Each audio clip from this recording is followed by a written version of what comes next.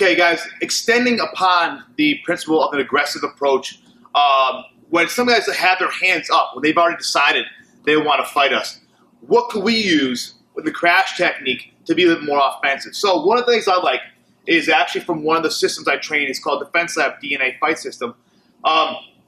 Defense Lab uses the concept of the DNA is defense and attack. And Defense Lab takes this crash technique and just explodes it. It's one of the most progressive self-defense systems out there.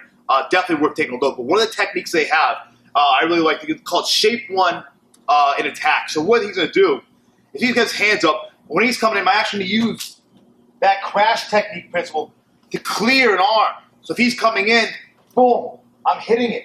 Now again, elbow strikes, knees, whatever. It breaks. It puts me into that situation. Allows me to break my opponent down. So a little different. You know, if I could just be entering in, but he's still got his hands up. Okay, he still has an opportunity to create some space and hit. What I want to do is I'm going to clear his hands down.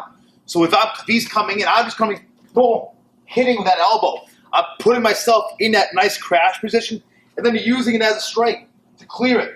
Now again, I have a big elbow strike right there.